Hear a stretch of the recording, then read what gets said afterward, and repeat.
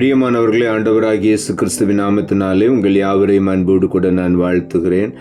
ஆண்டவர் கிருபையாய் நமக்கு கொடுத்த இந்த புதிய நாளுக்காக முதலாவது நாம் ஆண்டவருக்கு நன்றி சொல்லுவோம்.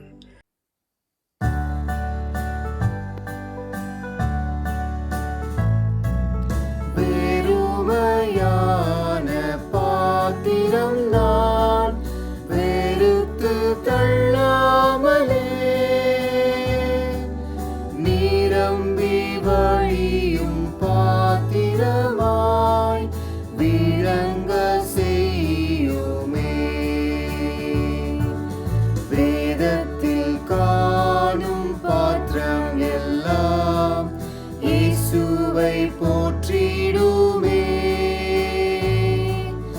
என்னையும் மௌவித பாத்திரமாய் வரைந்து கொள்ளுமே. குயவனே குயவனே படைப்பின் காரணனே, களிமண்ணா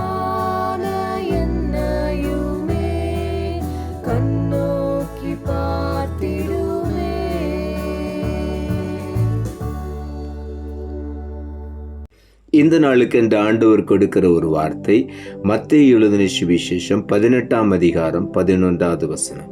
மத்தேயு 18:11.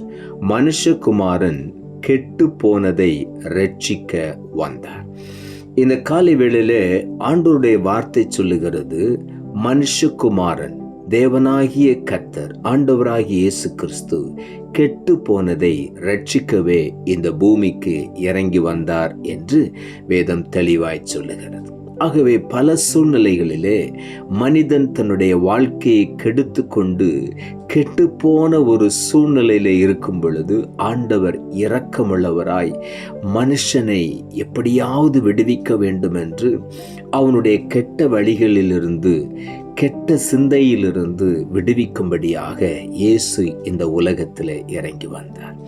மத்தேயு எழுதின சுவிசேஷம் 18ஆம் அதிகாரம் 14ஆம் வசனம் சொல்லுகிறது, இவ்விதமாக இந்த சிறியருள் ஒருவனாகிலும் கெட்டு போவது பரலோகத்தில் இருக்கிற உங்கள் பிதாவின் சித்தம் அல்ல என்று இங்கே எழுதப்பட்டிருக்கிறது. அங்கே வேதம் சொல்லுகிறது, ஒரு மனிதனுக்கு 100 ஆடுகள் இருந்தது, அதில் 1 காணாமல் போய்விட்டது.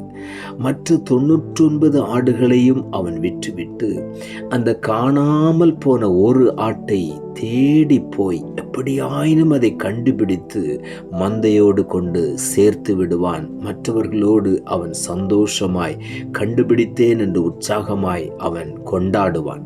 அதே தான் ஆண்டவராகிய இயேசுவும் இந்த உலகத்துக்கு இறங்கி வந்ததன் நோக்கமே கெட்டுப்போன ஒரு பாவியை தேடி ஆண்டவர் இந்த உலகுக்கு இறங்கி வந்தார்.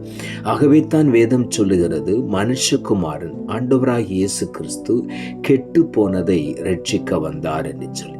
சங்கீதங்களின் புஸ்தகம் 53ஆம் அதிகாரம் 3ஆம் வசனம் சொல்லுகிறது, அவர்கள் எல்லாரும் வழி விலகி ஏகமாய் கெட்டு போனார்கள், நன்மை செய்கிறவன் இல்லை, ஒருவனாகிலும் இல்லை என்று இங்கே எழுதப்பட்டிருக்கிறது. எல்லாரும் வழி விலகி கெட்டு போனார்கள். ஆகவே இந்த காலை வேளையில கெட்டுப்போன ஒவ்வொருவரையும் ரட்சிக்கும்படியாகத்தான் ஆண்டவராகிய இயேசு கிறிஸ்து மனிதனாக இந்த பூமிக்கு இறங்கி வந்தார். எரேமியா தீர்க்கதரிசன புஸ்தகம் 18ஆம் அதிகாரம் 4ஆம் வசனம் சொல்லுகிறது, குயவன் வனைந்து கொண்டிருந்த மண்பாண்டம் அவன் கையிலேயே கெட்டு போயிற்று. அப்பொழுது அதை திருத்தமாய் செய்யும்படிக்கு தன் பார்வைக்கு சரியாய் கண்டபடி குயவன் அதை திரும்ப வேறே பாண்டமாக வனைந்தான் என்று இங்கே எழுதப்பட்டிருக்கிறது. ஆண்டவராகிய தேவன் எரேமியா தீர்க்கதரிசியை அழைத்து ஒரு நாள் ஆண்டவர் சொல்லுகிறார், நீ குயவன் வீட்டுக்கு போ, அங்கே ஒரு காரியத்தை உனக்கு கற்றுத்தருகிறேன் என்று. அவன் குயவன் வீட்டுக்கு போகும் பொழுது அந்த குயவன் ஒரு மண் பாண்டத்தை அவன் அந்த திரிகையிலே போட்டு வனைந்து கொண்டே இருந்தான். அந்த பாண்டத்தை அவன் வனைந்து கொண்டிருக்கும் பொழுது அவனுடைய கையிலேயே அந்த பாண்டம் கெட்டு போயிற்று என்று எழுதப்பட்டிருக்கிறது. அந்த கையிலே கெட்டுப்போன அதே பாத்திரத்தை அவன் தன் பார்வைக்கு சரியாய் கண்டபடி திரும்ப வேறே பாண்டமாக அதை வனைந்தான் என்று எழுதப்பட்டிருக்கிறது. சொல்லிவிட்டு ஆண்டவர் சொன்னார், இஸ்ரவேல் வீட்டாரே, நீங்கள் இந்த குயவன் கையிலே களிமண் எப்படி இருக்கிறதோ அதே போல நீங்கள் என்னுடைய கையில் இருக்கிறீர்கள் என்று ஆண்டவர் சொல்லுகிறார். இந்த காலை வேளையில இந்த வசனத்தை கேட்டுக்கொண்டிருக்கிற ஒவ்வொருடைய வாழ்க்கையும் ஆண்டவருடைய கரத்தில் இருக்கிறது. இந்த காலை வேளையில நான் ஒன்றை அறிந்து கொள்ள வேண்டும். ஆண்டவர் கெட்டு போனதை ரட்சிக்க வந்தார் என்றால் ஒரு குயவனுடைய கையிலே களிமண் இருக்கிறதை போல நம்முடைய வாழ்க்கை ஆண்டவருடைய கரத்தில் இருக்கிறது. அவர் நம்மை வணைந்து கொண்டிருக்கிறார். ஒருவேளை நாம் தவறு செய்யலாம், சில காரியங்களில நாம் தவறி போய்விடலாம். ஆனால் ஆண்டவர் நம்மை கைவிடவே மாட்டார்.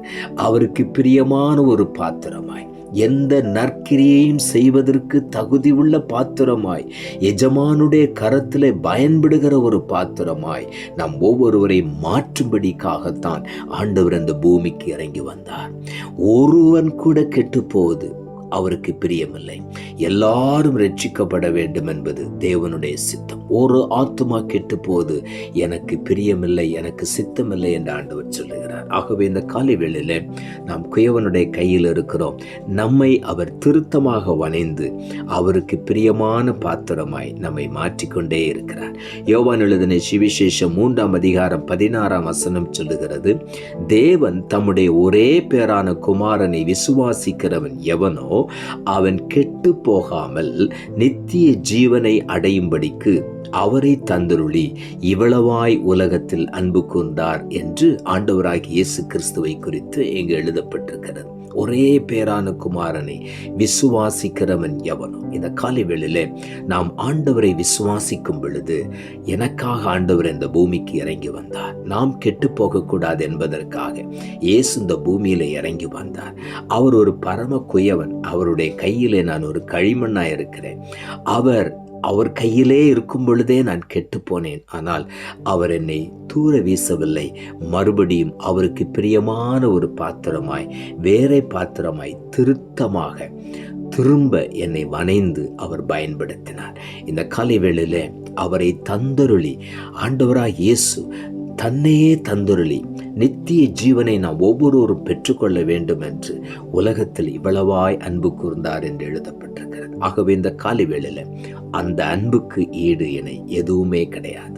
இந்த காலை வேளையில நாம் ஆண்டவருடைய கரத்தில் நம்மை அர்ப்பணிப்போம். ஆண்டவரே, நான் கெட்டு போகக்கூடாது என்பதற்காக நீர் இந்த உலகத்தில் வந்து என்னுடைய பாவத்தை என்னுடைய சரீரத்தில் ஏற்றுக்கொண்டீர். ஆண்டவரே, என்னுடைய வேதனையை நீர் ஏற்றுக்கொண்டீர். ஆண்டவரே, நான் நன்றாக இருக்க வேண்டும், சுகமாய் இருக்க வேண்டும் என்று ஆண்டவர் சித்தம் கொண்டபடியினால் எனக்காக இந்த பூமிக்கு இறங்கி வந்து என்னை மீட்டு எடுத்தீர். அதற்காக உமக்கு நன்றி என்று இந்த காலை வேளையில ஒவ்வொருவரும் ஆண்டவருக்கு நாம் நன்றி சொல்லுவோம். அவருடைய அன்பை நினைப்போம். அவர் நாம் கெட்டு போகக்கூடாது என்பதற்காக மறுபடியும் அவருடைய கரத்திலே நம்மை வைத்து திருத்தமாக வேறே பாத்திரமாக அவர் வணைந்து நம்மை பயன்படுத்த போகிறார். உள்ளத்தின் ஆழத்திலிருந்து ஆண்டவருக்கு நன்றி சொல்லுவோம். நாம் ஜெபிப்போம். அன்புள்ள ஆண்டவரை, கிருபையானீர் கொடுத்த இந்த புதிய நாளுக்காய் மறுபடியும் உமக்கு நன்றி செலுத்துகிறோம். ஆண்டவர் கொடுத்த ஜீவனுள்ள வார்த்தைக்காக நன்றி. மனுஷகுமாரன் கெட்டு போனதை ரட்சிக்க வந்தார் என்ற வார்த்தையை கொடுத்தீர்.